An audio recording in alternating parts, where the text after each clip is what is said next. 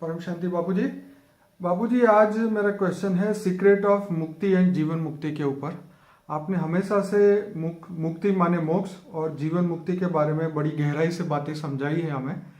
पर मैं ये चाहता था कि आज हम थोड़ा विस्तृत उसके अंदर गहराई से हम इसको चर्चा करें इसके ऊपर कि मोक्ष और मुक्ति क्या एक ही चीज़ है।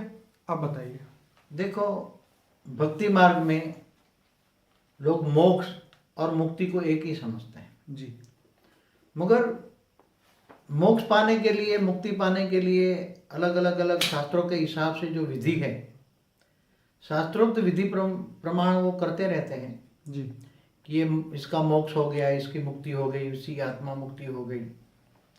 तो मोक्ष जो होता है उनको ही ये भक्ति मार्ग वाले मुक्ति समझ लेते हैं, मगर ज्ञान मार्ग में मुक्ति अलग चीज है।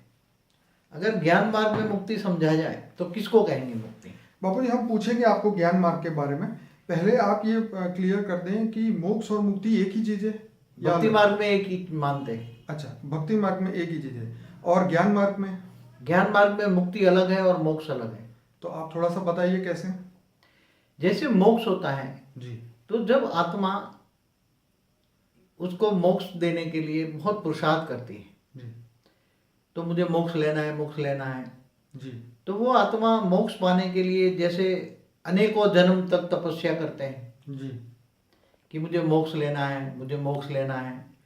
ये लोग मोक्ष को, जो ज्ञानी है, कई लोग ज्ञानी हैं, उसको ब्रह्मलीन भी कहते हैं, मुझे ब्रह्म में लीन होना है। जी जी जी उसको ही मोक्ष कह देते हैं। मगर ब्रह्म में लीन होना तो वो मुक्ति हो गई, समझ में आया ज्ञान के हिसाब से। ओके।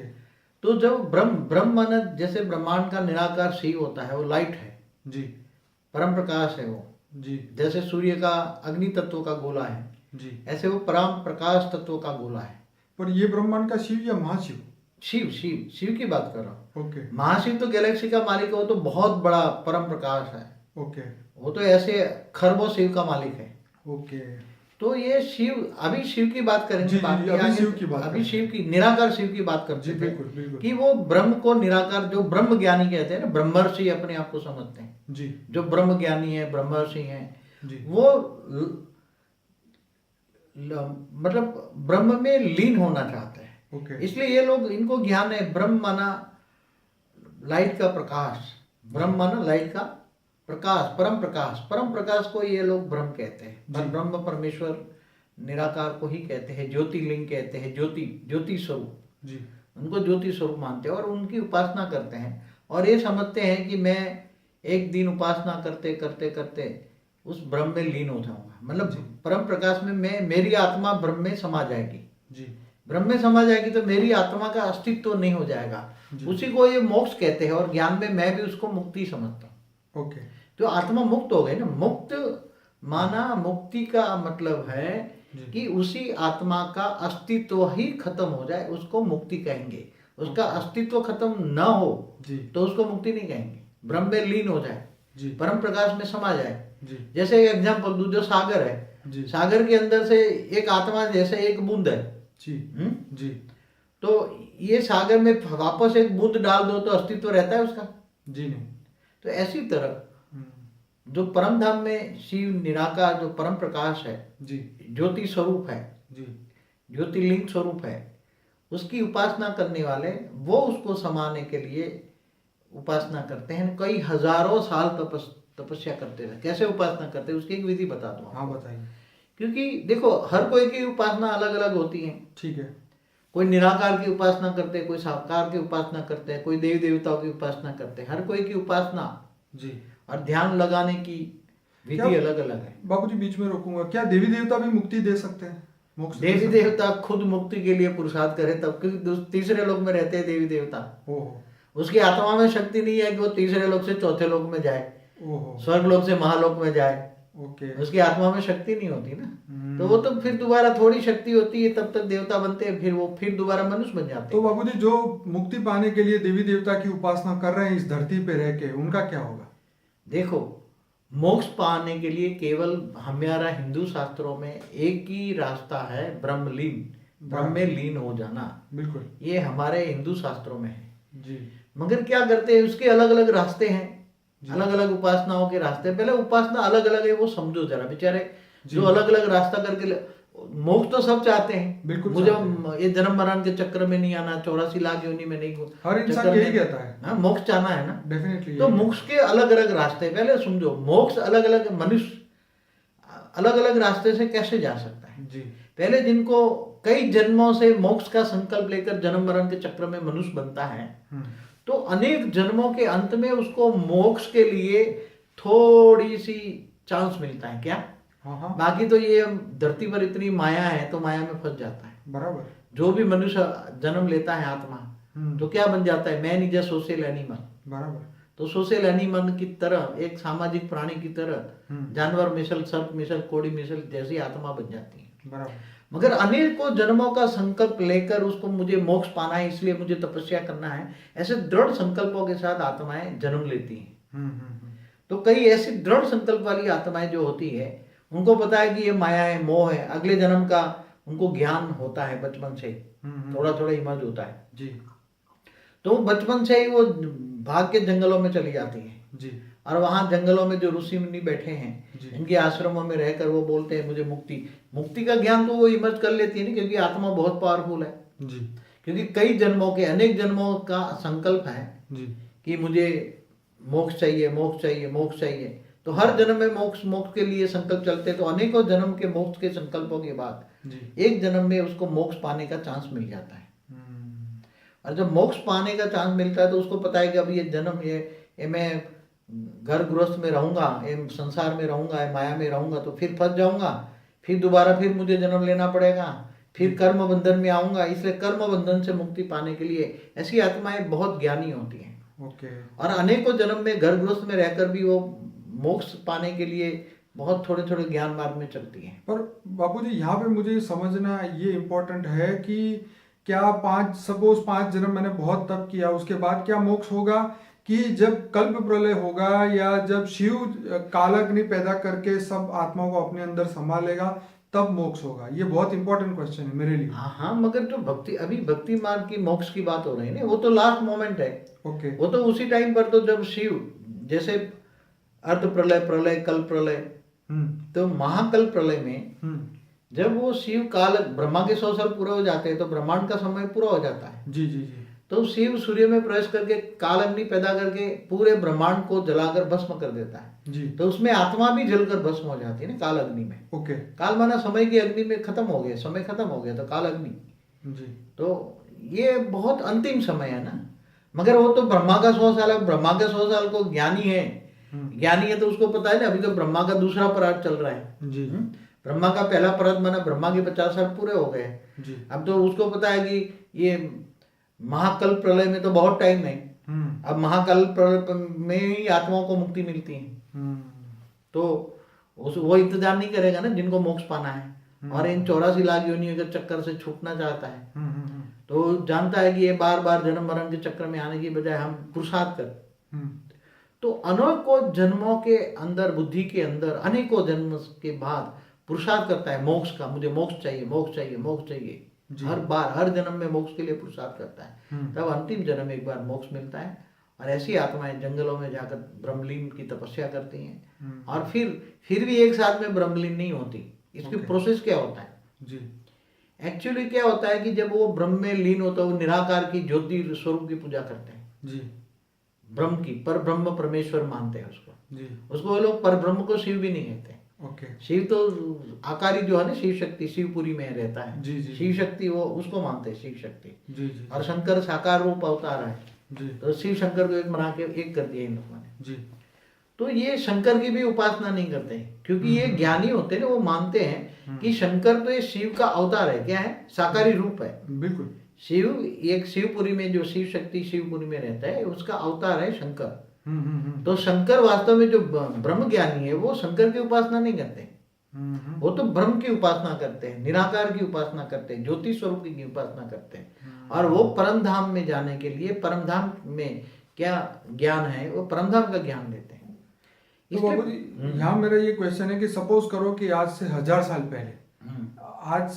साल पहले अगर किसी साधु संत ने 10,000 साल तप किया है और ब्रह्म में लीन होने के लिए, तो क्या वो समय से पहले उनको मुक्ति मिल सकती है? क्या हाँ वो मिल सकती है ना, मगर उसकी प्रोसेस समझना पड़ेगा ना। हाँ हर कोई जैसे मोक्ष चाहता है, जी मगर इतना आसान चीज नहीं है ना। हम्म, पहले तो समझो कि 10,000 के आने को युगांतर तक तपस्या करते हैं, जी तब देखो वो पहले उसको आत्मस्वरूप का ज्ञान होता है कि मैं आत्मा हूँ जी और मुझे परमात्मा में समा जाना है। ब्रह्म माना परमात्मा, निराकार परमात्मा, निराकार परमात्मा, निराकार शिव, उसमें मुझे परम धाम में जाकर मुझे समा जाना है। ये इसका जीवन का लक्ष्य होता है। ठीक है। और जीवन का लक्ष्य अनेकों जन्मों के बाद जब उसको मिलता है, तब वो जाकर पहाड़ों की कंदरा में छिप जाता है, कोई देखे ना सोचे ना, ऐसे बंद करके गुफाओं में तपस्या करते हैं। तो जब ब्रह्म की उपासना करते हैं तो उसके लिए पढ़ाई होती है, वो पढ़ते हैं ब्रह्म की उपासना के लिए। तो ब्रह्म की उपासना करते करते पहले ओम की ध्वनि करते हैं, धीरे धीरे पहले शुरू में ओम की ध्वनि करते हैं। तो ओम की ध्वनि से मूलाधार चक्र से सारी शक्तियां आत्मा में 8वां चक्र में आती हैं। तो 8वां चक्र जब खुलता है तो आत्म स्वरूप की अनुभूति होती है, आत्मा लाइट स्वरूप की अनुभूति होती है। और जब ब्रह्म फिर 8वां आज्ञा चक्र खुलता है तो फिर उससे ऊपर ज्यादा बहुत पुरुषार्थ करता है। फिर ओम की ध्वनि करके जब आत्मा की अनुभूति होती है तो आत्म स्वरूप में स्थित होकर वो निराकार परमात्मा की परम धाम में याद करता है, निराकार ब्रह्म की उपासना करता है। और ब्रह्म की उपासना करते करते फिर उसका क्या होता है कि आत्मा से ऊपर सहस्त्रागार खुल जाता है। और जब सहस्त्रागार खुल जाता है तो उसके पूरे ब्रह्मांड से कनेक्शन जुड़ जाता है। और ब्रह्मांड से कनेक्शन जुड़ने के बाद वो धीरे धीरे धीरे उसका सूक्ष्म स्वरूप बाहर निकलता है, वो 10वां द्वार खुलता है उसका। तो आत्मा 10वां द्वार से सूक्ष्म शरीर बाहर निकाल लेती है। जैसे कहते हैं कुंडलिनी जागृत करते हैं, जी जी तो ये कुंडलिनी जागृत करके सूक्ष्म शरीर बाहर निकालते हैं 10वें द्वार से, जहाँ यहाँ होता है वो तालवे के ऊपर होता है। जी जब आत्मा फिर सूक्ष्म शरीर में बाहर जाती है, सूक्ष्म शरीर से बाहर ऊपर जाती हैं, दूसरे लोक में जाती हैं, भूलोक से भूलोक में जाती हैं, फिर वहां भी पुरुषार्थ करके तीसरे लोक में जाती हैं। स्वर्ग लोक में उसको पता है स्वर्ग लोक में फंस जाऊंगा फिर मनुष्य बनूंगा जी, इसलिए स्वर्ग लोक में ऐसी आत्माएं टिकती नहीं है। फिर चौथे महालोक में जाती हैं, फिर और पुरुषार्थ करती है, फिर जनलोक में जाती हैं। तो बाबूजी बीच में फिर से रोकूंगा, क्या मोक्ष मिलने के बाद ये लोक क्रॉस करना तो फिर होगा नहीं? मोक्ष कहाँ हुआ है? अभी तो मोक्ष हुआ ही नहीं ना उसका। अच्छा, अभी तो मोक्ष की उसका प्रोसेस चल रहा है। अच्छा प्रोसेस चला, ओके अभी तो मोक्ष के आत्मा प्रोसेस है। ओके। अरे ये भी सूक्ष्म शरीर जो फिर शरीर तो नहीं होगा ना, जब वो ऊपर के लोक में जाएगी तो शरीर खत्म हो जाएगा। बस सूक्ष्म शरीर तो है ना।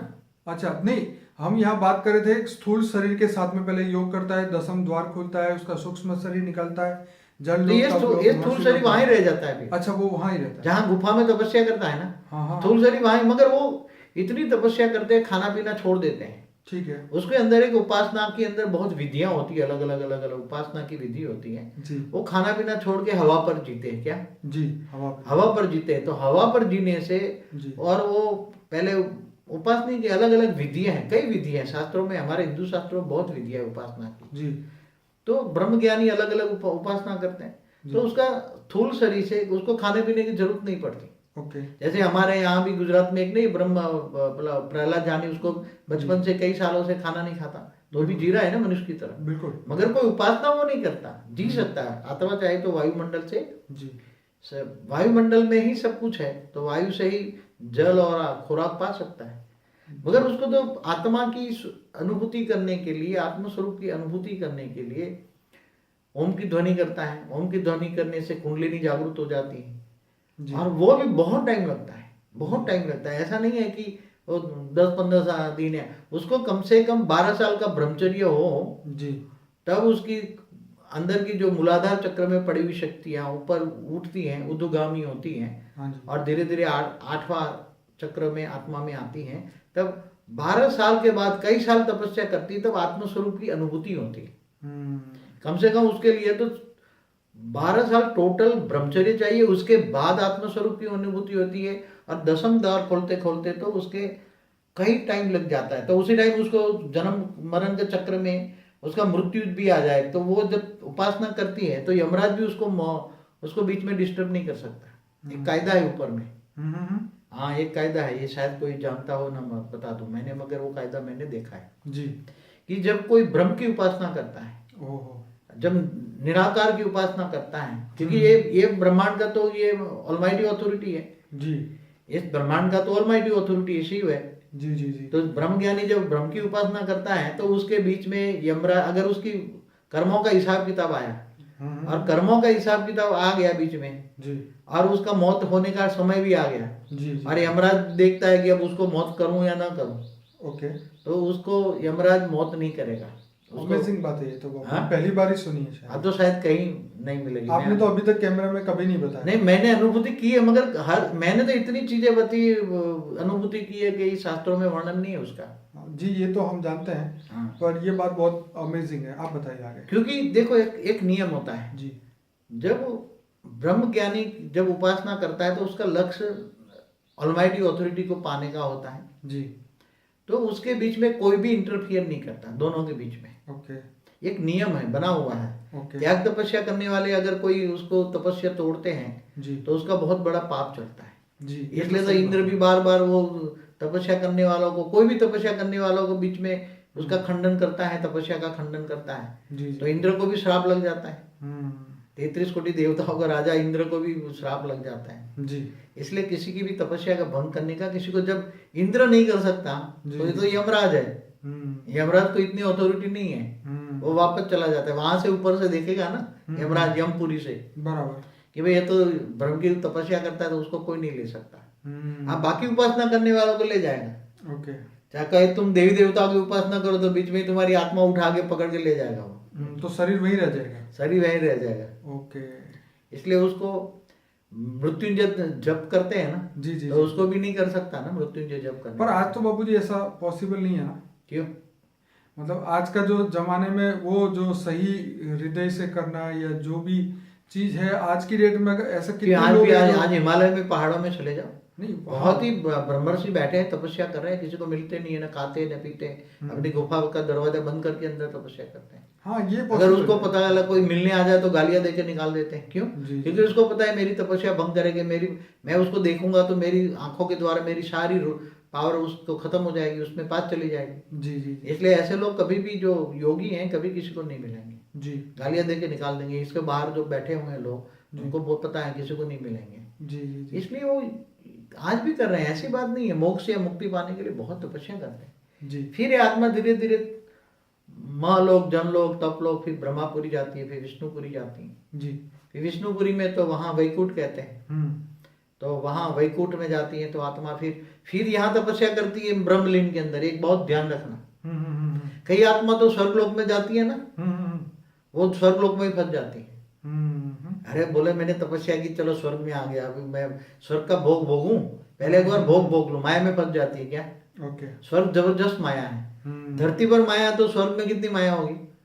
सही बात है। हाँ, तो वहां स्वर्ग में फंस जाती है ज्यादातर आत्मा। ओके। मगर जो उनको ज्ञान पता है कि ये स्वर्ग माया है और मैं फंस जाऊंगा तो फिर बाद में मेरी शक्तियां खत्म होने पर मैं दोबारा मनुष्य बनूंगा, जी। फिर दोबारा पुरुषार्थ करना पड़ेगा, ओके। दोबारा तपस्या करनी पड़ेगी। इसलिए वो फंसते नहीं है, स्वर्गलोक को रुकते नहीं, वहां से सीधे स्वर्गलोक से महालोक जाते हैं। फिर वहां भी बड़े बड़े ब्रह्मर्षि महर्षि वो उसको तपस्या सिखाते हैं। ज्यादातर ब्रह्मर्षि और महर्षि एक ही होते हैं।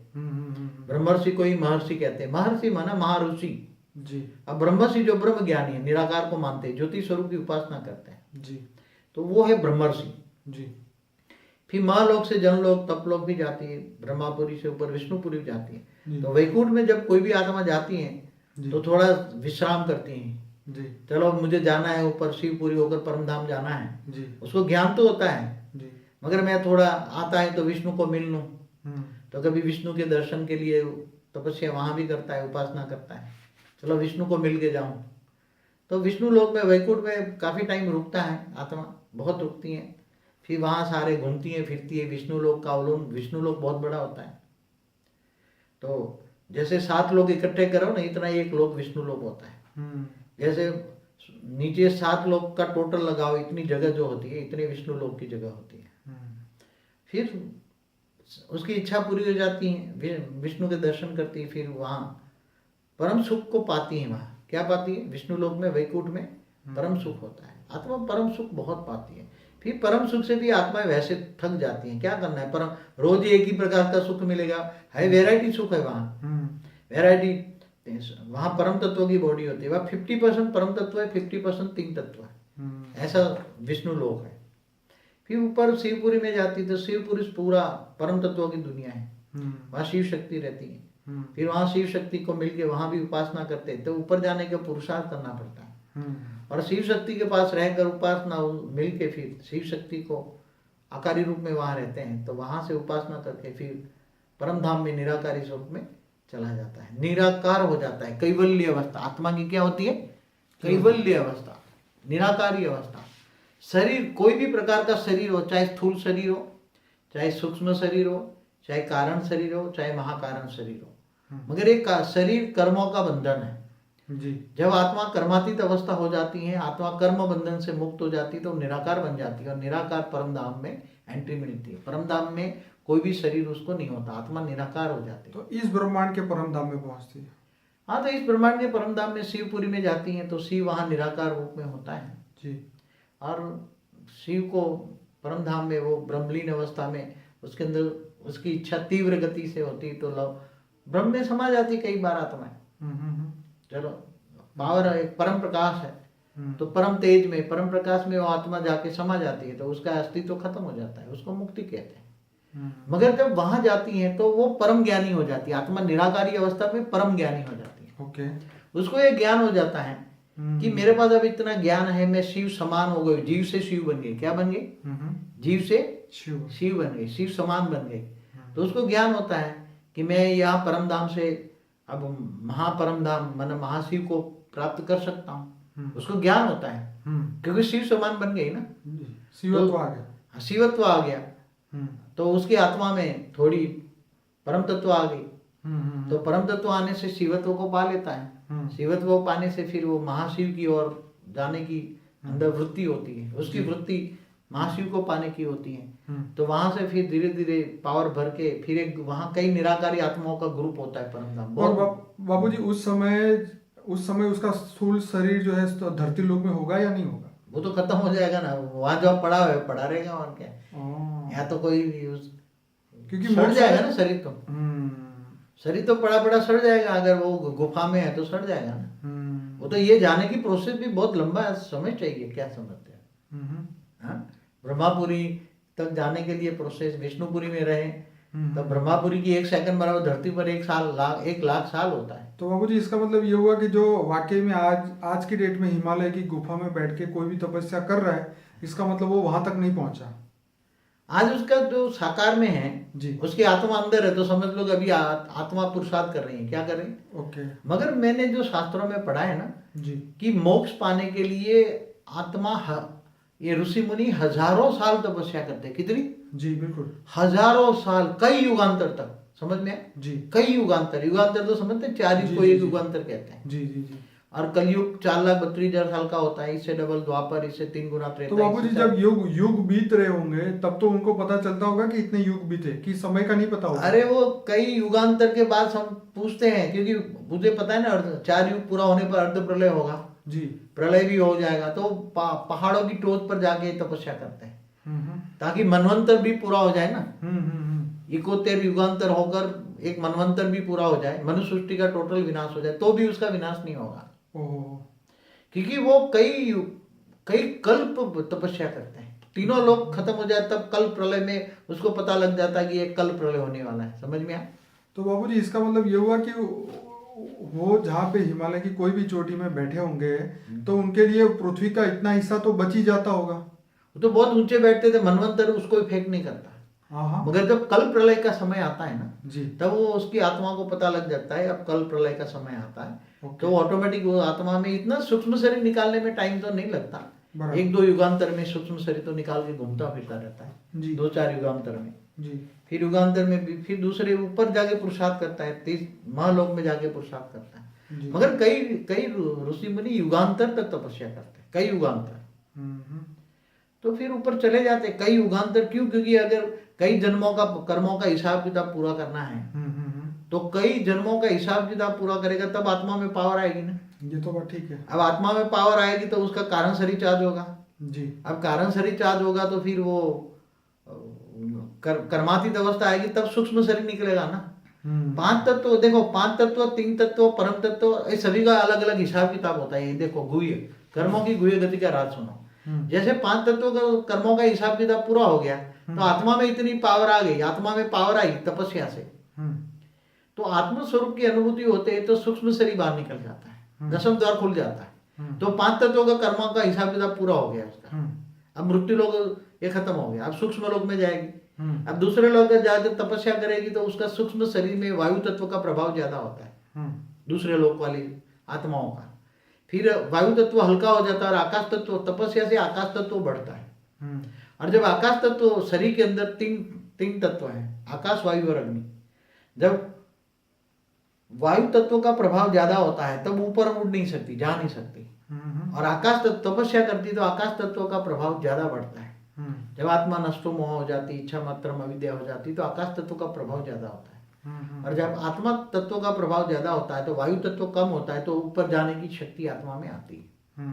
और धीरे धीरे ऊपर जब वायु तत्व का प्रभाव छूट जाता है फिर आकाश तत्व, उसकी बॉडी आकाश तत्व की हो जाती है, तो वहां ब्रह्मापुरी पहुंच जाता है। स्पीड बढ़ जाती है फिर धीरे धीरे ऊपर जाने की, तो ब्रह्मा को मिल के जाती है। तो ये सब बहुत लंबी प्रोसेस है, इतना कोई ये समझे कि एक सेकंड में ब्रह्मलीन हो गया है, कोई आसान चीज नहीं है।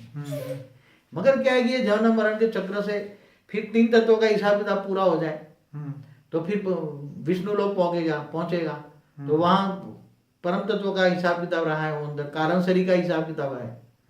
अब कारण शरीर का हिसाब किताब पूरा करेगा तो महाकारण शरीर में जाएगा, तो महाकारण शरीर माना शिवपुरी। तो शिवपुरी में महाकारण शरीर भी मुक्त करना है। क्या करना है? पहले स्थूल शरीर का हिसाब किताब कर्मा, स्थूल शर्म तत्वों का हिसाब किताब पूरा करना है, माना मनुष्य जीवन का कर्मों का हिसाब किताब। क्योंकि अनेकों जन्म अगर मनुष्यों से आता है तो अनेकों साथ कर्म बंधन आया है। अब अनेकों साथ के कर्म बंधन जो आत्मा में रिकॉर्डिंग पड़ा है, उसका कारण शरीर में रिकॉर्डिंग पड़ा है, तो वो कर्मों का हिसाब किताब कैसे चुकता करेगा? योग बल से करेगा। अब योग बल से जब कर्मों का हिसाब किताब चुकते करेगा तो उसकी आत्मा में पावर कैसे आएगी? जब एक स्थूल शरीर का कारण शरीर चार्ज हो जाएगा। मन स्थूल शरीर का कारण शरीर आकाश शरीर, आकाश तत्व, आकाश तत्व तैयार हो गया तो वो उसके फिर आत्म स्वरूप की अनुभूति होगी, दसम द्वार खुल जाएगा तो सूक्ष्म शरीर आए। अब सूक्ष्म शरीर का कर्मों का बंधन है तो ये दूसरे लोक में गई, भूलोक से भूभुरु लोक में गई, वहां भी तपस्या की तो स्वर्ग लोक में गई। तो जैसे जैसे सूक्ष्म शरीर हल्का हो जाता है फिर अंत में आकाश तत्व का शरीर रहता है। ब्रह्मापुरी में आकाश तत्व ज्यादा होता है तो आकाश तत्व पहुंचती है तो ब्रह्मापुरी में पहुंच जाती है, विष्णुपुरी, शिवपुरी, परम धाम ऐसे। मगर जब उसको शिवत्व आ जाता है, शिव बन जाता है जी, तब उसको इच्छा हो जाती है कि मैं महाशिव के पास जाऊं। गैलेक्सी के बीच में महाशिव माना महाब्रह्मांड का मालिक, गैलेक्सी का मालिक। आज ऐसे अरबों ब्रह्मांड, अरबों सोलर सिस्टम माना अरबों ब्रह्मांड, एक सोलर सिस्टम माना एक ब्रह्मांड, ऐसे अरबों ब्रह्मांड एक गैलेक्सी में घूम रहे हैं। तो फिर वो आत्मा धीरे धीरे पुरुषार्थ करके जो महाशिव के बाहर महाविष्णु होता है, महालक्ष्मी, महाविष्णु, फिर महाब्रह्मा, फिर महाइंद्र, तो वो डायरेक्ट नहीं जा सकती मगर वहां महाइंद्र के पास जाती है, वहां भी पुरुषार्थ करना पड़ता है। वो आत्मा इससे बाहर 6 लेयर होते हैं, महाइंद्र के बाहर 6 लेयर होती है। पहले 6 लेयर में एंट्री मिलेगी, फिर वहां पुरुषार्थ करके महाइंद्र की परमिशन से महाब्रह्मा के पास जाएगी, महाब्रह्मा की परमिशन से महाविष्णु के पास जाएगी, और महाविष्णुपुरी होती है, महाविष्णुपुरी, महाविष्णुपुरी से फिर महाशिवपुरी होती है। महाशिवपुरी वहां जाने के बाद महाशक्तियों को मिलता है, महाशिव नहीं मिलता। वहां 16,000 महाशक्तियां होती है, वो पूरी गैलेक्सी को चला रही है, पूरी आकाश गंगा को चला रही है, महाशक्ति होती है। 16,000 चारों राउंड में होती है, वो मिलती है। महाशक्ति माना वो अपनी माँ को मिलता है, क्योंकि फिर उसको आभास होता है कि मैंने बहुत सब कुछ पा लिया, वो और जाने की कोई इच्छा नहीं है। तो फिर महाशक्ति कहती है कि तुम्हें क्या चाहिए, वो चाहिए तो वरदान भी दे दे। वो अगर वो आत्मा चाहती है कि नहीं मुझे ब्रह्मांड बनाना है तो उसकी इतनी पावर भर देती है तो वापस जाके वो ब्रह्मांड सर्जन कर सकता है, वो शिव बन गया। शिव से दोबारा एक पावर इतनी आ जाती है तो वो ब्रह्मांड बना सकता है वो। मगर कई बार होता है नहीं मुझे तो महाशिव महापरम धाम है, महापरम प्रकाश है, उसमें समा जाकर अंदर अपना अस्तित्व खत्म कर देना है, तो उसको मुक्ति चाहिए, तो वहां महामुक्ति कहेंगे उसको। क्या कहेंगे? महाशिव में समा जाना, महाब्रह्म में समा जाना। महाप्रकाश में समा जाना, हो तो महामुक्ति हो गई। मगर ज्यादातर फिर वो कई लोग लालच में आ जाते हैं, चलो मुझे ब्रह्मांड रचना है, मैं मुझे पावर दे दो, तो ब्रह्मांड रचता है। फिर बोलता है कि महाशिव को रचा हूँ, महाशिव को मिला हूँ, महाशक्ति को मिला हूँ, तो फिर मुझे आगे जाना है परम महाशिव के पास। कई आत्माएं इच्छा रखती हैं, तो ये महाशिव उसका दादा हो गया, शिव उसका बाप हो गया, महाशिव उसका दादा हो गया।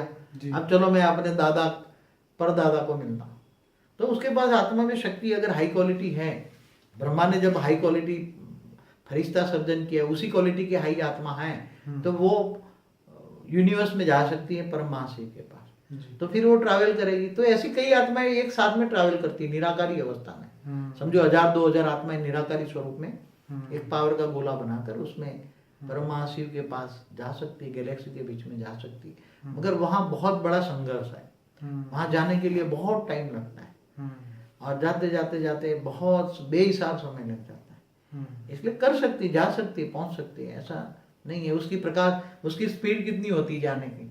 परम प्रकाश की स्पीड होती है। जैसे प्रकाश की स्पीड होती है अंदाजन 3 लाख किलोमीटर पर सेकंड होती है, तो ये परम प्रकाश की स्पीड तो उससे कई गुना स्पीड होती है, मतलब लाखों करोड़ों गुना स्पीड होती है। प्रकाश की गति से परम प्रकाश की स्पीड लाखों करोड़ों गुना स्पीड होती है, इसलिए वो ट्रैवल करती रहती है। मैंने एक वीडियो में बोला है, जर्नी ऑफ सोल, उसमें बोला, सोल में आपने बताया। हाँ बताया है। तो ये हो गई मुक्ति। और जो आत्मा अजर अमर अविनाशी का उसको होता है, तो जीवन मुक्ति हो गई ना। परम धाम में अगर मुक्ति नहीं चाहिए तो जीवन मुक्ति हो गई। महाशिव के, महाशक्ति के पास गई तो जीवन मुक्ति है वहां। तो मुक्ति और जीवन मुक्ति का अलग अलग मतलब होता है। जैसे विष्णुपुरी में गई तो ये मुक्ति हो, जीवन मुक्ति हो गई जी। जीवन में होकर अनुभव करना मुक्ति का जी। जैसे वैकुंठ में है तो वहां जीवन में है ना, मगर मुक्त स्वरूप है ना, आत्मा आजाद है ना, कर्म बंधन से आजाद है ना, कर्म बंधन में नहीं है। तो वैकुंठ में जीवन मुक्ति होती है, तो शिवपुरी में भी जीवन मुक्ति है, परमधाम में भी जीवन मुक्ति है, महापरम धाम में भी जीवन मुक्ति है, परम महापरम धाम में भी जीवन मुक्ति है। तो इसको जीवन मुक्ति कहेंगे। तो आत्मा जब लीन में समा जाए, लवलीन अवस्था में ब्रह्मलीन हो जाए, तो वो मुक्ति होगी। मगर यहाँ अलग अलग आत्माएं अलग अलग शास्त्रों करती है, हमारा पूर्वजों की मुक्ति कराओ, मुक्ति कराओ। तो नारायण बलि कराती है, नारायण बलि कराती है। नारायण बलि से क्या, नारायण क्या किसी को मुक्ति दे सकता है? मुक्ति तो अंतिम स्वरूप मिलते हैं। इसलिए मगर ये शास्त्रों में अलग अलग है। ये अपने अपने धर्म स्थानों में जाकर अपने पितृतर्पण कराते हैं, मुक्ति के लिए बहुत पुरुषार्थ करते हैं। मगर ये सभी चीजों के लिए बहुत बड़ा पुरुषार्थ चाहिए, बहुत बड़ा त्याग तपस्या चाहिए, अनेक जन्मों का संकल्प का फल मिलता है। मगर ऐसी आत्माएं बहुत कम होती हैं जो इतनी ऊपर जा सकती हैं, बाकी तो जन्म मरण के चक्र में आती रहती है। बाबूजी आपने तो बहुत सारी बातें बता दी जो मैंने अभी पूछी भी नहीं, लेकिन मैंने कुछ क्वेश्चन लिखे थे, अगर आप थोड़ा सा उसके ऊपर बताएं तो ज़्यादा कृपा होगी। जैसे मैंने लिखा है कि क्या जीवन और मृत्यु से ऊपर जाना मुक्ति कहा जाएगा एक नॉर्मल आत्मा की? हाँ। अभी तक जो आपने बात की वो तो बहुत उच्च आत्माओं की बात की, बहुत हाई क्वालिटी आत्माओं की बात है जी। देखो, जन्म मरण के चक्र से छूटकर ऊपर जाए, जैसे स्वर्ग लोक में जाए जी। हाँ, तो स्वर्ग लोक में जाने के तो कहते हैं ना, वो स्वर्ग लोक गया, क्या गया? स्वर्ग गया। मगर वो आत्मा की तो मुक्ति नहीं होगी ना, वो टेम्पररी, उसको जीवन मुक्ति कहेंगे। जीवन में है मगर वो मोह और माया में फंस गया तो उसको मुक्ति का अनुभव नहीं है। वो तो स्वर्गलोक में तो मोह माया है, तो माया भी बंधन है, तो उसको जीवन मरण से चक्र से ऊपर कैसे कह सकते हैं?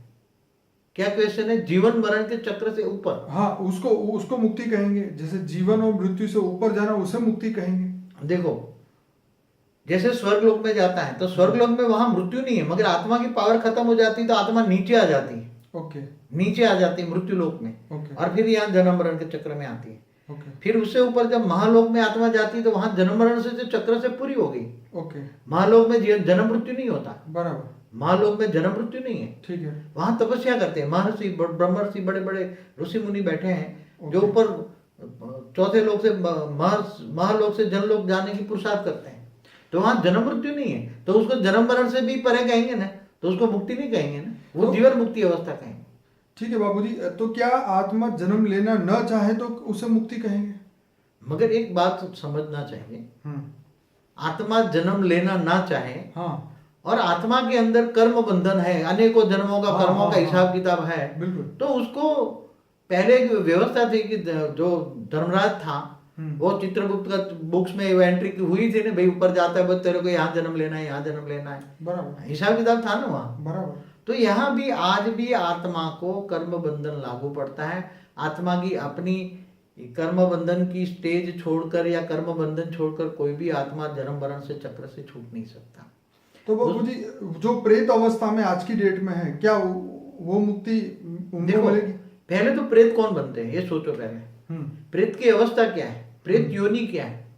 हाँ, जैसे 84 लाख योनि है ना, उसमें एक प्रेत योनि है। बराबर। जैसे मनुष्य योनि है ऐसे एक प्रेत योनि है। ठीक है जी। अब प्रेत योनि के अंदर जो बैठी हुई जो आत्मा है जी वो तो बहुत महापापी मनुष्य होते हैं ना। जी जी जी। हाँ, और महापाप करते हैं और अंत में मनुष्य जब मर जाता है तो अंतमति सो गति होता है जी तो उसकी सदगति नहीं हो सकती, जी।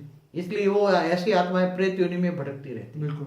अब प्रेत योनि में जो आत्मा भटकती है जी उसकी आत्मा के अंदर इतनी नेगेटिविटी भरी हुई है, उसका सूक्ष्म शरीर के अंदर इतनी नेगेटिविटी भरी होती है, जी जी जी। इतना कचरा भरा होता है, अनेकों जन्म के अंदर राग द्वेष ईर्ष्या भरी पड़ती है। तो ऐसी आत्मा की मुक्ति जीवन मुक्ति की इच्छा भी नहीं होती ना।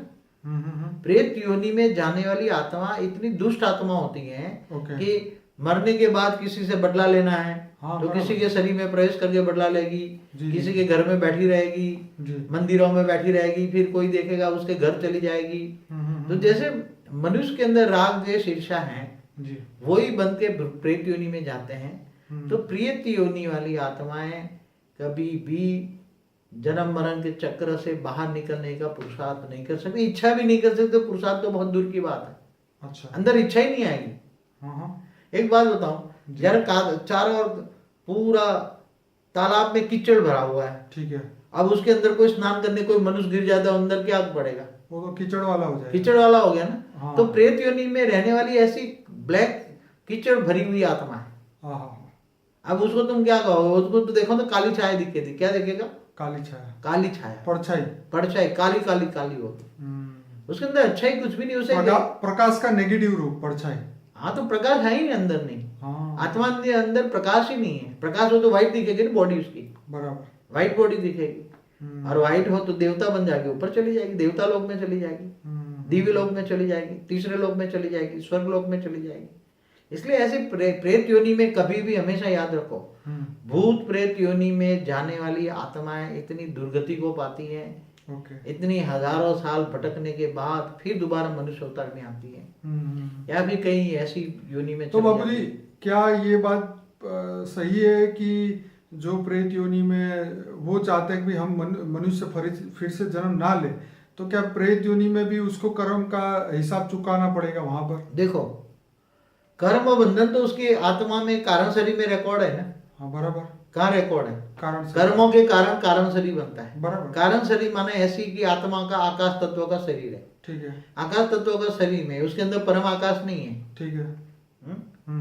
तो ऐसी आत्माएं इतनी हाई क्वालिटी की नहीं होती कि वो अच्छा सोचे अच्छा कर्म करे, इसलिए वो चाहे, ये ऐसी चाहेगी नहीं, वो ऐसी आत्मा कि मैं जन्म मरण के चक्र से ऊपर चाहूंगी। ऐसी आत्मा कौन चाहेगी?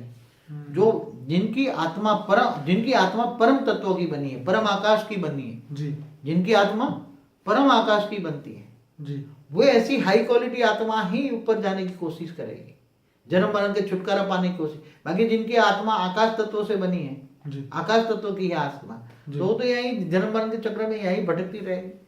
अच्छा बाबूजी, जो व्यक्ति जो ज्ञान समझने की उसके पास शक्ति ही नहीं है, चाहे वो जिंदा मनुष्य है चाहे वो प्रेत योनि में है, वो ज्ञान समझने की उसमें बुद्धि नहीं है, इंटेलेक्चुअल पावर ही नहीं है, तो उनका क्या होगा? उनको मुक्ति मिलेगी, क्या मिलेगा? वो तो ऐसे ही हमारे जो शास्त्रों के हिसाब किताब में बताया ना कि जन्म मरण के चक्र में आती रहेगी, भटकती रहेगी बस, और उसको क्या है, ऊपर जा नहीं सकती नहीं, ये तो दूसरे लोग में भी जा नहीं सकते। धरती ग्रेविटी को क्रॉस नहीं कर सकती, 200 किलोमीटर तक धरती ग्रेविटी है ना जी, उसको ग्रेविटी का भी कायदा लागू पड़ेगा। उसको 3 तत्वों में वायु तत्व भारी है, ओके तो वायु तत्व भारी है तो धरती जैसे वायु तत्व को खींचती है ना, जी ऐसी तरह उसका वायु तत्व, उसकी शरीर में वायु तत्व भारी है, जी तो उसका शरीर को भी धरती ग्रेविटी खींचेगी। ओके तो धरती की ग्रेविटी को क्रॉस नहीं कर सकती ऐसी आत्माएं, तो इसलिए 200 किलोमीटर ऊपर भी नहीं जा सकती। तो बाबूजी ये मुक्ति पाने का तो क्या एक ही रास्ता है, ज्ञान योग, या कोई और भी रास्ता है? देखो, कोई भी चीज आपको पानी है, जी आपको जैसे डॉक्टर इंजीनियर बनना है, जी तो इसके लिए क्या पढ़ाई पढ़ते हो ना, बिल्कुल। कि ऐसे डॉक्टर इंजीनियर बन जाते हैं? ना बिल्कुल, कितने साल पढ़ते हो? बहुत आधी जिंदगी। आधी जिंदगी पढ़ते हैं डॉक्टर इंजीनियर बनने की, और फिर पढ़ाई बनने के बाद मर गया तो वो डिग्री काम में आएगी? नहीं आएगी। तो ऐसी तरह ये हमारे शास्त्रों में, वेदों में, उपनिषदों में ये पढ़ाई है। मुक्ति पाने के लिए पढ़ाई है, ब्रह्म ज्ञान है जी तो ब्रह्म ज्ञान लेना पड़ता है। ओके। बिना ज्ञान तो कुछ भी तुम पा नहीं सकते। तो बाबूजी जो नास्तिक है, ज्ञान भक्ति योग कुछ भी नहीं करते, तो उनका क्या, वो भूत प्रेत योनि में? वो तो प्रेत योनि में जाएंगे, भूत प्रेत योनि में भटकते रहेंगे, फिर दोबारा कहीं ना कहीं भटक, फिर जानवर भी बन सकते हैं। ऐसा क्या है, जानवर बनेंगे दूसरी योनि में। हाँ, तो मैं ये भी पूछना चाह रहा था, क्या ये सब प्रेत योनि वाली आत्माएं जीवात्मा बन के जानवर योनि में क्यों नहीं चली? जाएगी ना, ओके जाती है, इसमें क्या है, 84 लाख योनि में जाती है, वो गलत बात नहीं है। ओके। आत्मा में शक्ति कब बहुत विकर्म पाप करती है, अनेकों जन्म पाप करती है, ओके। तो आत्मा में शक्ति नहीं रहती, उसके संस्कार जैसे कुत्ते जैसे बन गए तो अगले जन्म में कुत्ता बनेगा। ओके। तो जानवर जैसे बन गए तो जानवर बनेगा। संस्कार जैसा होगा, ऐसी आत्मा में जो संस्कार है ऐसी योनि में जाएगी। तो बाबूजी आज तक की डेट में क्या किसी व्यक्ति को मुक्ति, जीवन मुक्ति कुछ मिला है? मिलता है, क्यों जाते हैं, ब्रह्मलीन अवस्था वाली जाते हैं, पूरी प्रोसेस होती रहती है ब्रह्मांड में। क्या, अच्छा, ये चलता ही रहता है? हाँ, हमेशा चलता रहता है। अच्छी आत्माएं ऊपर जाने की कोशिश करती है, ओके। और ऊपर से अच्छी आत्माएं भी नीचे आकर जन्म लेकर धरती पर अच्छा पुरुषार्थ करती हैं। ऐसा कुछ नहीं है, निरंतर ये प्रोसेस चलती रहती है। अच्छा, पूरा जो लोग है ना, 7 लोग, जी जी जी, वो भरा पड़ा है। 7 भूपुरु लोग, स्वलोक, महालोक, जनलोक, तपलोक, ब्रह्मापुरी, विष्णुपुरी, शिवपुरी, भरा पड़ा है पूरा। और परम धाम में बेहिसाब आत्माएं रहती हैं। ओहो। परम धाम में निराकारी अवस्था में कैवल्य ज्ञानी, ओके। निराकारी अवस्था में पूरा ज्ञान हो जाता है, ज्ञान स्वरूप हम कहते हैं निराकार स्टेज को। तो बहुत भरा पड़ा है, पूरा ब्रह्मांड भरा रहता है, ऐसे कोई जरूर। और दूसरे ब्रह्मांड वाले भी हमारे ब्रह्मांड में आते जाते रहते हैं। ओके। हाँ, जैसे एक घर में दूसरे घर नहीं जाते आप लोग भी। बिल्कुल बिल्कुल, एक ब्रह्मांड एक घर है, शिव का एक घर है, तो दूसरे महाब्रह्मांड से, गैलेक्सियों से आते जाते रहते हैं, यूनिवर्स से भी आते जाते रहते हैं। ये तो बहुत अमेजिंग बात बताई हाँ? बाबूजी। आज तक तो किसी के मुंह से ये बात तो सुनी ही नहीं जो आप अभी बता रहे दूसरे ब्रह्मांड वाले भी है, हर कोई के ब्रह्मांड एक शिव का घर है। क्या है, एक ब्रह्मांड माना एक शिव का घर। क्या है, तो ये महाशिव का एक मोहल्ला हो गया। क्या हो, गैलेक्सी क्या हो गई, जी जी, महाशिव का एक मोहल्ला हो गया, एक गांव हो गया। क्या हो गया, और यूनिवर्स क्या हो गया, एक शहर हो गया। और महाशिव का यूनिवर्स एक जी, महाशिव का शहर हो गया। जी जी जी। हाँ, तो उसमें घूमते फिरते रहते हैं। बाबूजी, अगर किसी आत्मा को मुक्ति दिलानी है तो क्या क्या करना होगा? क्या कोई मनुष्य दूसरे मनुष्य को मदद कर सकता है, जैसे योगदान देना? देखो, एक बात बताओ, मनुष्य किसी को भी हेल्प क्या कर सकता है? हाँ, मनुष्य मनुष्य आत्मा की कैपेसिटी क्या है? आप सोचो कभी। खुद जो मनुष्य दूसरों को मदद करना चाहता है जी, मगर वो खुद की हेल्प कर सकता है? जी नहीं, खुद जाता है। नहीं, वो तो खैर वो डिसीजन लेगा कि मैं पहले जाऊं या किसी की हेल्प करके जाऊं। कैसे ले जाएगा? वो अपना ज्ञान नहीं, पूरा करेगा और अपने लग जाएगा काम। ऐसा कहते हैं, खुद मरे बिना स्वर्ग में नहीं जा सकता। हाँ, ये तो है। हाँ, हाँ, आत्मा मनुष्य जब मर जाए तो बाद में स्वर्ग जाएगा ना। हाँ, ये बात भी है। हाँ, कि जीते जी स्वर्ग जाए, त्रिशंकु बनना है क्या उसको? जी, न तो त्रिशंकु की कहानी सुनी है ना। हाँ, विश्वामित्र ने त्रिशंकु को ऊपर जीते जी स्वर्ग में ले जाने का वरदान दिया। बिल्कुल। हाँ, तो ऐसा त्रिशंकु बन जाएगा। तो जब जो विश्वामित्र थे, जी, उसको ब्रह्मर्षि पद पाने के लिए बहुत साल, ब्रह्मर्षि पद पाने के लिए, जी, मतलब ब्रह्मर्षि पद पाना ये बहुत बड़ी, कई युगांतर जन्म मरण के चक्र में आती तब ब्रह्मर्षि पद पाता है। बिल्कुल। हाँ, तो ये जो महाविश्वामित्र थे ना, उसको ब्रह्मर्षि पद कई तपस्या के बाद भी नहीं मिला उसको। हाँ हाँ, क्योंकि ऐसे ही उल्टा पुल्टा काम कर रहा था विश्वामित्र। ओके ओके, था तो क्षत्रिय राजा था ना जी, उसकी कहानी पूरी है। तो ये जब ब्रह्मर्षि पद पाने के लिए भी ब्रह्म ऋषि का पद पाना, जी। ये भी बहुत बड़ी बात होती है।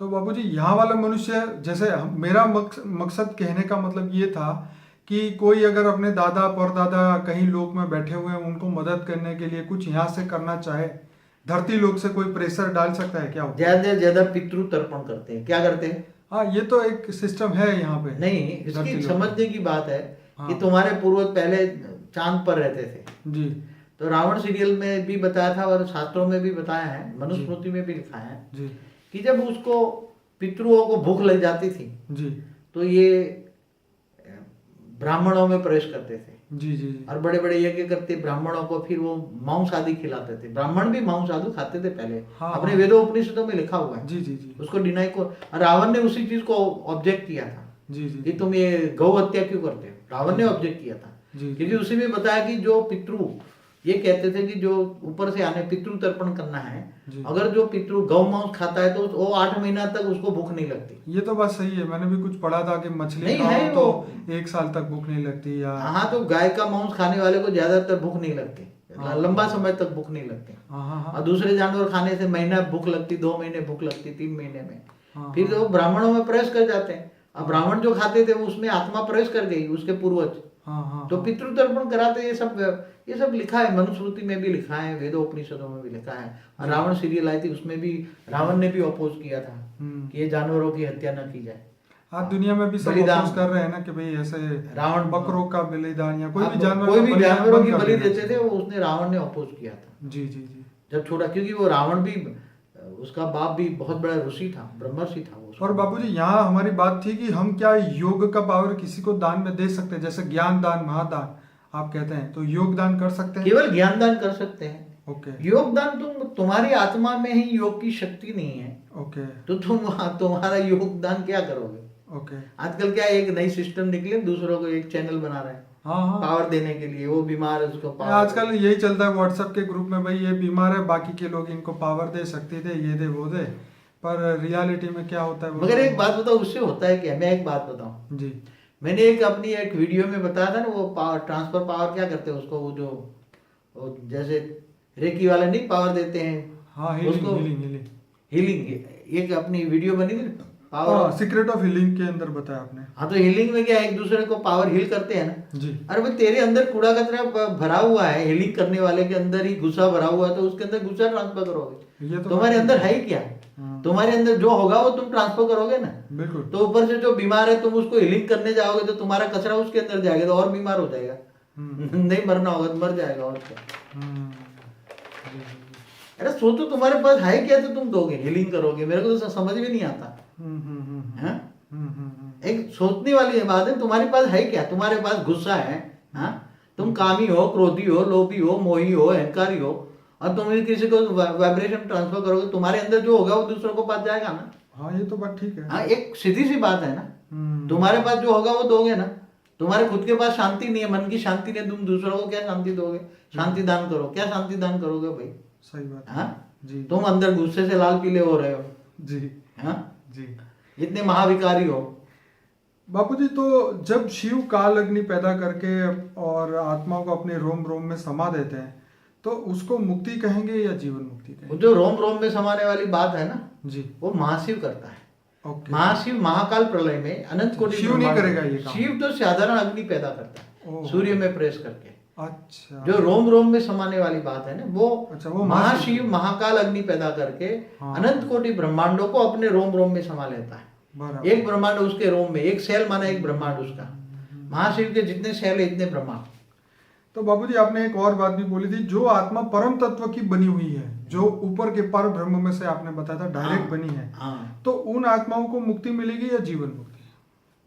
देखो ऐसा है, जो एक सीधी सी बात है, समझो कि कोई आत्मा हमारे ब्रह्मांड में जी।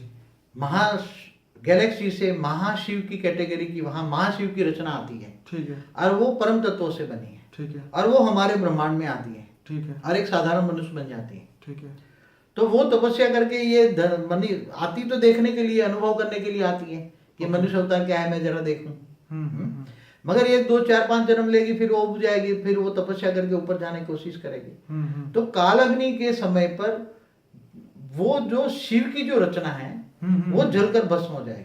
अच्छा। मगर ऐसी आत्माएं शिव से हाई कैटेगरी वाली जो आत्मा है जी। वो जलेगी नहीं, वो उससे पहले उसको पता लग जाएगा, वो दूसरे छोड़कर चली जाएगी, ओके। उसको जला नहीं सकता। परम तत्वों की आत्माएं काल अग्नि में नहीं जल सकती। ओके। केवल आकाश तत्व वाली आत्मा ही काल अग्नि में जलकर खत्म हो जाती है। तो परम आकाश से बनी हुई आत्माएं खत्म नहीं होती परम तत्वों से। ओके। तो बाबूजी अब थोड़ा सा जीवन मुक्ति के बारे में बताइए। अभी तक जो बताया सब कुछ मुक्ति के बारे में, अब जीवन मुक्ति के बारे में बताइए। देखो, जीवन मुक्ति माना ज्ञान के अंदर इसका मतलब ये होता है। ये बात आपने ही समझाई, आज तक हमने कहीं ये बात नहीं पढ़ी, नहीं, यही आपने बताया था कि ये सबसे उच्च अवस्था है। हाँ, तो जीवन मुक्ति अवस्था महान ऊंची अवस्था होती है। ओके। जैसे एक मनुष्य है जी। उसको होता है कि मैं पुरुषार्थ करके जीवन मुक्ति में मुझे जाना है। जी। तो धीरे धीरे मनुष्य अवतार पुरुषार्थ करके ब्रह्म स्वरूप को याद करता है जी। या गीता के भगवान को याद करता है, मगर गीता का भगवान कृष्ण को शरण में जाता है। जी।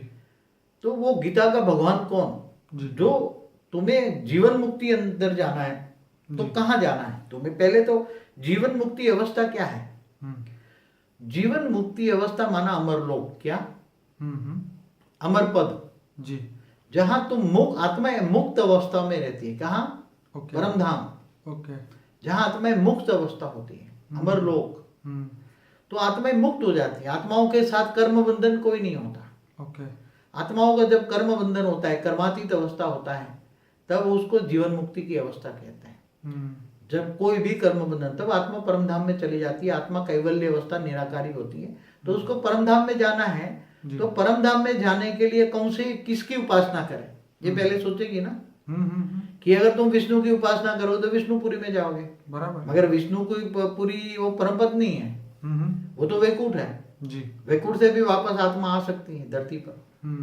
अब शिवपुरी को जाओगे तो शिवपुरी तक जाओगे, मगर डायरेक्ट तो परम पद जाना है।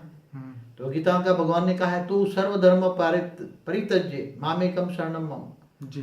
तो ये कृष्ण का भगवान जो है, गीता का भगवान जो है, वो ऑलमाइटी ऑथोरिटी है। उसने बोला मुझे सूर्य की भांति मेरी परम तत्व की रोशनी है, सूर्य की भांति मुझे याद कर, निराकार परम प्रकाश को याद कर। क्या कर? मैं हूं निराकार परम प्रकाश को याद कर, तो मैं तुझे अंत में तुझे कहाँ ले जाऊंगा? परम धाम में, उच्च पद में ले जाऊंगा। परम धाम में माना जीवन मुक्ति, जहाँ जीवन है मगर कर्म बंधन नहीं है, इसलिए मुक्ति है। कर्म बंधन से मुक्ति, ऐसी आत्मा की स्टेज, उसको जीवन मुक्ति कहते हैं। कोई कर्म बंधन नहीं, निराकारी अवस्था। जब निराकारी अवस्था होता है तब ज्ञान स्वरूपम होती है, दिव्यानंद स्वरूपम होती है, तब आत्मा दिव्य अनुभव करती है, दिव्य स्वरूप का अनुभव करती है। दिव्यानंद स्वरूपम, निजानंद स्वरूपम, परमानंद स्वरूपम, परम आनंद का अनुभव करती है, उसको जीवन मुक्ति कहते हैं। मगर जब जीवन मुक्ति में फिर वो जागती है महापरम धाम में, महाशिव के पास जाती है, तो वहां महाजीवन मुक्ति कहेंगे। क्या कहेंगे? जी। इस परम धाम में उसको जीवन मुक्ति कहेंगे, महापरम धाम में जाएगी तो जीवन मुक्ति कहेंगे। आगे यूनिवर्स में जाती है महापरम शिव के पास, महापरम धाम में, महापरम धाम में जाती है, तो वो परम महाजीवन मुक्ति, महाअमरलोक। परम धाम है अमरलोक, महाअमरलोक, महाब्रह्मांड गैलेक्सी, महाशिव, महाअमरलोक। इससे आगे परम महाअमरलोक, इससे आगे और भी परम परम परम महाअमरलोक है। मल्टीवर्स के ऊपर भी जाओ, मल्टीवर्स जो है उससे ऊपर भी जाओ, जहाँ ऑलमाइटी ऑथोरिटी रहता है, उसके पास जाओगे तो ऊंचते ऊंच परम धाम है वो। तो उसको परमानेंट अमरलोक कहेंगे। क्या? परमानेंट जीवन मुक्ति। क्या? बेहद की जीवन मुक्ति कहेंगे। क्या कहेंगे? जी। मुक्ति, महामुक्ति, परम महामुक्ति, परम परम परम महामुक्ति, और अंत में बेहद की जीवन मुक्ति, माना बेहद का अमरलोक। कभी भी जीवन मरण के चक्र में नहीं आएंगे, ऊंचते ऊंच परम धाम में चली जाएंगे। तो बाबूजी ये अवस्था सिर्फ परम तत्व से बनी हुई आत्मा ही प्राप्त कर सकती है, या इस धरती लोक पे बनी हुई, जो इस भूमंडल में बनी हुई आत्मा जो है वो भी प्राप्त कर सकती है? देखो, हमारे यहाँ पहले आत्माओं की कैटेगरी तुम्हें समझनी पड़ेगी जी। हमारे धरती पर वेरियस क्वालिटीज ऑफ आत्मा है। कितनी? जी। वेराइटी। जैसे इस ब्रह्मांड की शिव की रचना है, जी। ब्रह्मा द्वारा जो सृजन किया गया ना, जी जी, वो रचना भी है। जी। तो वो तो मुश्किल से ही ब्रह्मांड के परम धाम जो जा सकती है। ठीक है मैंने आगे बताया कि जो गैलेक्सी से आई है, महाशिव की रचना है, जी, तो उसके अंदर परम तत्व होता है, वो आत्माएं परम आकाश से बनी हुई होती हैं। बिल्कुल तो वो महाशिव की उपासना कर तक महाशिव तक जा सकती हैं। जी दूसरी कई जो यूनिवर्स से भी आए हुए हैं, जी तो यूनिवर्स से आई हुई उसकी कैटेगरी थोड़ी हाई होती है आत्मा की, तो वो तपस्या करके यूनिवर्स तक जा सकते जी। हैं। इससे और भी हैं कि ग्रेट यूनिवर्स से आए हैं, जी इससे ऊपर ग्रेट यूनिवर्स से भी आए हैं। हम्म। तो जो जहां से आई है वो वहां जा सकती है और ज्ञान भी उतना ही लेगा। देखो हाँ। जो आत्मा, जी। जैसे हम बेहद का ब्रह्मांड का ज्ञान दे रहे हैं, ठीक है हमारे कई है ना कि यूनिवर्स का ज्ञान दिया है, गैलेक्सियों का ज्ञान दिया है, मल्टीवर्स का बताया आपने, और मतलब आपने इस 2101 का के लगा बारे में ब्रह्मांड, बताया। बेहद का ब्रह्मांड का 21 ज्ञान भी पेटी हमने वाला, जी। यूट्यूब में डाला हुआ है। जी तो जो बेहद की आत्मा होगी, कौन सी? बेहद की, बेहद, क्योंकि ऑलमाइटी अथॉरिटी बेहद का ब्रह्मांड का जो मालिक है, जी वो आकर पूरे मल्टीवर्स को चेंज करने के लिए बेहद की आत्माओं की उसने रचना की है। जी और बेहद की आत्माएं ऐसे मैंने बनाया कि ये धरती पर 9,16,000, 1,008 और 108 है। जी तो वो बेहद की आत्मा का ज्ञान, बेहद का ज्ञान सुनेंगी और बेहद के बाप को जानेगी, तो वो ऊंचते ऊंच परमधाम में जाएंगे इनके पास, ओके बेहद के परमधाम में जाएगी। तो ऐसे नंबरवार है। जैसे ये एंशिएंट एलियन वाले भी बताते हैं ना जी। कि जैसे अलग अलग कोई ग्रहों से आई है, कोई गैलेक्सियों से आई है, सही बात कभी यूनिवर्स से आई। जैसे यीशु क्रिस्त वाले क्या बताते हैं हम्म। कि यीशु क्रिस्त 7 यूनिवर्स का मालिक है, जी तो दूर दूर से यूनिवर्स से आया होगा ना, बिल्कुल। उसका पूरा ग्रुप लेकर आया होगा ना, तो उसके साथ बेहिसाब खरबों खरबों आत्माएं होगी ना, बिल्कुल। तब धरती पर वो मनुष्य बन के अपना साम्राज्य बढ़ा रहे हैं ना, जी क्रिश्चियन धर्म। बिल्कुल बिल्कुल। तो ऐसी तरह जैसे जो मुस्लिम लोग वाले हैं, उन्होंने मैं कहीं सुना है, तो ये बताया कि हमारा जो खुदा ताला है ऐसे 18,000 धरतियों पर राज करता है। बिल्कुल। तो 18 धरतियों का एक क्लस्टर ऑफ सोलर सिस्टम होगा ना, जिसमें 18,000 धरतियां होगी, जो आज साइंस कह रहे हैं ना क्लस्टर ऑफ सोलर सिस्टम। जी जी तो कई गैलेक्सियों में भी क्लस्टर ऑफ सोलर सिस्टम होता है, जी तो उसका मालिक होगा। तो ये सब यहाँ आए हैं। और मैंने भी बताया कि आजकल दूसरे ब्रह्मांडों में घुस घुस कर लड़ाई झगड़े हो रहे हैं। पूरी गैलेक्सियों में, एक गैलेक्सी दूसरी गैलेक्सियों में भी लड़ाई झगड़ा हो रहा है, पूरे यूनिवर्स में लड़ाई झगड़ा हो रहा है पूरे। तो ये सब हो रहा है, तो घुसते जाते हैं, घुसते तो धरती पर कई दूर दूर से कहीं आए हैं। इसलिए तो इतने धर्म संप्रदाय कहाँ से आए? पहले थे इतने, आज से 2000 साल पहले यीशु क्रिस्त था, तो दूसरे दूर दूर से यूनिवर्स से आए हैं। मुसलमान भी दूर दूर से। तो बाबूजी ये हर धर्म की आत्मा धरती पे है, उन सब की मुक्ति कैसे होगी फिर? वो तो ऐसा है, हाँ, वो बेहद की मुक्ति की बात करो। जैसे ऑलमाइटी अथॉरिटी है, वो पूरे मल्टीवर्स को जीवन मुक्ति और मुक्ति जीवन मुक्ति देगा। कितने? ओके। उसने जो जैसे ब्रह्मा कुमारियों में जैसे कृष्ण से द्वारा गीता ज्ञान सुना है ना, आज से 5,000 साल पहले, महाभारत के युद्ध के समय, और उससे पहले भी रामावतार हुआ, रामराज नहीं हुआ, कृष्ण अवतार में कृष्ण का नहीं काम हुआ। तो अभी दोबारा आत्मा, कृष्ण वाली आत्मा ब्रह्मा का रोल करके ब्रह्मा कुमारी में ये गॉड रेस द्वारा वाणी चल के वो ज्ञान दे रही है। ओके। तो ये कह रही है ना कि यहाँ 9 लाख को जीवन मुक्ति, बाकी सबको मुक्ति, पूरे मल्टीवर्स में बाकी सबको मुक्ति कह रही है। ओके। आप समझ, मैं नहीं कह रहा, जो कृष्ण वाली आत्मा के द्वारा ऑलमाइटी अथॉरिटी कह रहा है। ओके। किसने कहा? गीता ज्ञान किसने दिया? ऑलमाइटी अथॉरिटी ने। जी। तो आज भी दोबारा कृष्ण वाली आत्मा रिबॉर्न होकर जी दादा लेखराज के रूप में, जी ब्रह्मा बाबा के रूप में आज ब्रह्मा कुमारी में काम कर रहा है। जी जी। और वहां जो वाणियां चलती है उसको व्यक्त वाणी अव्यक्त वाणी कहते हैं। जी। वो गीता ज्ञान है, उसमें जो बात बताई है जी कि बेहद का बाप आकर बेहद के बच्चों को बेहद के विश्व का मालिक बनाता है और बाकी सबको मुक्ति देता है। तो पूरे मल्टीवर्स वालों को मुक्ति देगा, इसका मतलब ही वो है ना, क्योंकि पूरा चढ़ा हुआ मल्टीवर्स है। तो मल्टीवर्स में तो सब धर्म की आत्मा आ ही जाएगी ना, फिर कुछ ये तो बचेगा धरती पर तो कुछ नहीं है, मल्टीवर्स तो कितना बड़ा है। मैं वही बात कर रहा हूँ कि इस मल्टीवर्स के अंदर तो फिर तो 7 आसमान भी आ गए और 7 यूनिवर्स भी आ गए, सब आ गया ना। 7 यूनिवर्स तो कुछ नहीं है ना। हाँ। साइंस के हिसाब से यूनिवर्स कितने हैं? 10 तो raised उन to सब 500। उसका मतलब ये है कि मल्टीवर्स के अंदर की सब आत्माओं को मुक्ति मिलेगी ना। मल्टीवर्स में परम तत्व उतारेंगे, ओके। तो परम तत्व उतरते ही सारे तत्व वाली आत्माएं डाइल्यूट हो जाएगी। ओके। डाइल्यूट हो जाना माना मुक्त हो जाना। तो मुक्ति, और जो हाई क्वालिटी जिनकी आत्मा परम प्रकाश की बनती है, कौन सी? परम तत्वों की नहीं, परम प्रकाश की, जिसकी आत्मा परम प्रकाश की बनती है। जी। वो ही जीवन मुक्ति में जाएगी ऊपर, और वो भी ऊंचे ऊंचे परम धाम में जाएगी। ओके वही उसने कृष्ण वाली आत्मा ने कहा हुआ है। जी इसलिए मुक्ति जीवन मुक्ति का काम होना ही है। एक पल में पूरे मल्टीवर्स में मुक्ति, बाकी सबको जीवन मुक्ति, एक पल में जीवन मुक्ति जी और मुक्ति।